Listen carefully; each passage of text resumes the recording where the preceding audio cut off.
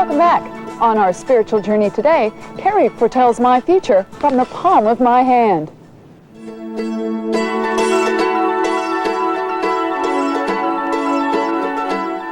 Lois, which hand do you use for writing? I'm right-handed. Right-handed? Okay. So what happens here is your left hand then is the hand that you came into the world with. The lines on that hand, I mean you came in with both hands, but the lines on your left hand signify all the abilities that you've come in with.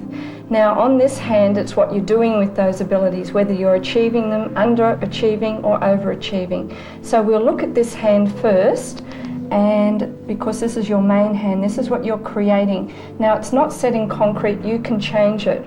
So you'll find that lines will start forming that may not have been there before, or lines can disappear off there. Moving over here to your headline, you notice that it's joined all the way to here. Now that means you had restrictions up until about the age of 20, and then you would have broken free. Now getting to your heart line, you read your heart line going this way. Now your heart line says a little bit of a romantic softie. Your heart rules you. Can get romantically carried away, which is kind of nice anyway. Now we'll go to your marriage line. Very, very long marriage line here. A soulmate connection, definitely a soulmate connection. Some of the books contradict each other, so you have to be aware of that and trust in your intuition when you're reading palmistry, because some of the books will say one thing and another one will contradict it. Now, going down here, we have your travel lines we've got on here. Quite a few travel lines, and you've got some European lines up in this area as well. So lots of travel. Can you see any children? Yes, you do have children on your hand. You have two, and they're just in here between this finger, which is your confidence finger, and between your lifeline. And if you have a little look, there's two little lines in there, and they're quite strong. This one especially joins into your lifeline, which means you're going to have a much stronger connection with that particular child. Doesn't mean you won't love both children, but many, many lifetimes together with that child. So there's a much stronger bond. Welcome back. Have you ever been someplace and felt like you've been there before? Some people call it deja vu, but it could be a memory of a past life. Let's go on a spiritual journey.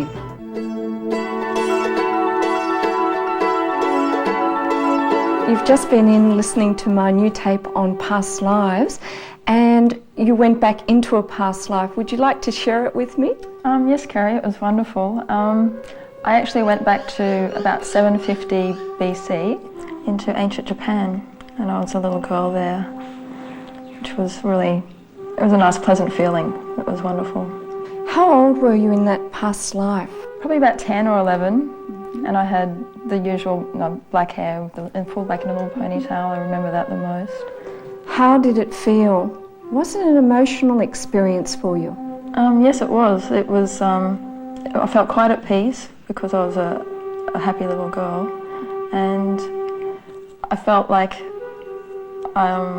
it was a resolving of a lot of the interests and familiar feelings I have in my lifetime this time around. And did you have any craft skills or any other skills that you're not using in this life? Did you have any of those abilities? Did they show up? Or? Well, I'm very creative still.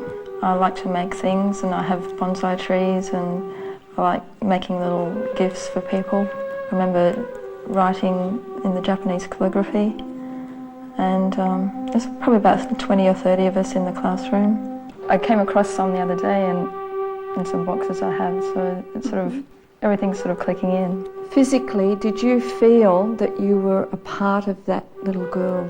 I've actually felt like I was that little girl. I could feel where I was going and the ground underneath me and the clothes on my skin. It was wonderful. Great. Oh, I'm really So it's more of a fealisation than actual visualising. Right. So you had all the senses activated, like the feeling, the seeing, the knowing, the whole lot. Yeah. Great. And what sort of home did you live in? Can you describe the home? Yes, it was a little country home, a little Japanese country home. It had all the screens around the outside, and I remember walking into the house and leaving my shoes at the door, and there's a separate little section where you leave your shoes there. And I can remember actually feeling the wooding underneath my feet when I walked into the door. What message did you get from that past life to help you now in this lifetime? The message I received was just to remember the child within and to keep looking after her. Past lives, you're aware that past lives, we can have many. Some people only go back to 1 or 2 past lives. Some people may only have 1 past life. But I have found that most people have many, many past lives. We have to come back to achieve many, many different things, and that's part of the divine plan.